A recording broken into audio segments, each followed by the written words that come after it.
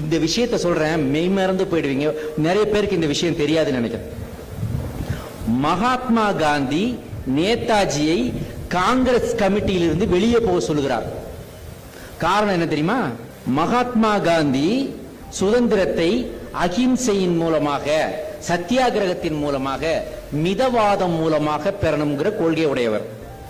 ஆனா நேதாஜி அடிக்கு அடி, உதைக்கு உத, ரத்தத்துக்கு ரத்தம், ஃபைட் பண்ணி வாங்கணும்டா சுதந்திரம் அப்படின்ற தீவிரவாதம் கூடையவர். அப்ப அவரு ஜெயிச்சிட்டார். எலெக்ஷன் வச்சு நேதாஜி தலைவர் ஆயிட்டாரு. ஆனா மகாத்மா காந்தி கூப்பிட்டு, உன் ரூட்ல போனா இந்தியா ரத்த கலரி ஆயிடும், அதனால மரியாதையா நீ உன் பதவியை ராஜினாமா பண்ணிட்டு வெளியே போயிடுங்கிறாரு. யார? நேதாஜி. அவ்வளவு கோபமும் ரௌத்ர குணமும் ஃபைட்டிங் நேச்சருடைய நேதாஜி. அதுதான் தலைவனின் பண்பு. தன்னுடைய சொந்த உணர்ச்சியை அவர் காட்டல. அவர் என்ன பண்ணாரு? சைலண்டா அதுல இருந்து விலகி ஆல் இந்தியா ஃபார்வர்ட் பிளாக் என்ற அமைப்பை ஆரம்பிக்கிறார். ஆல் இந்தியா ஃபார்வர்ட் பிளாக் என்ற அமைப்பை ஆரம்பிக்கிறார்.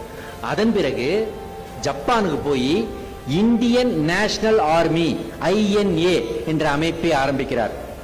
அப்போ அதுல ஒரு விஷயம் இருக்கு. நேதாஜி சொல்றாரு, எனக்கு இன்னொரு பிறவி என்று ஒன்று உண்டென்றால், நல்லா கேளுங்க, எனக்கு இன்னொரு பிறவின்னு ஒன்று இருக்கணும்னா நான் இந்தியாவில் தமிழ்நாட்டில் ஒரு தமிழனாக பிறக்க விரும்புகிறேன்னு சொன்னார். அது ஏன் சொன்னார் தெரியுமா? அவர் INA ஆரம்பித்து அந்த INA படைக்கு ஆள் திரட்டிய போது, எது பிரிட்டிஷ் நம்மளை ஆண்டுகிட்டு இருக்க, அவன்கிட்ட துப்பாக்கி இருக்கு, குண்டு இருக்குது, அவன்கிட்ட விமானங்கள் இருக்குது, அவனை எதுக்குறதுக்கு இந்தியாவுக்குள்ளே படை திரட்டுகிறார் நேதாஜி. அப்ப அதுல போய் சேர்ந்தது யார் தெரியுமா? வீர குணம் கொண்ட தமிழர்கள் தான். அது மட்டும் இல்ல, என்னுடைய நிதி எனக்கு உதவி வேணும்னு கேட்ட உடனே தமிழ் தாய் குலங்கள் என்ன பண்ணாங்க தெரியுமா? பர்மாவில் நகைகளை எல்லாம் கழட்டி அவருடைய பாதத்துல போட்டாங்க. அப்ப அவர் என்ன சொன்னார் தெரியுமா? எனக்கு இதெல்லாம் வச்சு நான் என்னமா பண்ண போறேன்? நான் இந்தியாவோட சுதந்திரத்துக்காக போராடுறேன். உங்கள் வீட்டில் ஒரு மகன் இருந்தால் அவனை எனக்கு தாருங்கள்னு சொன்னார்.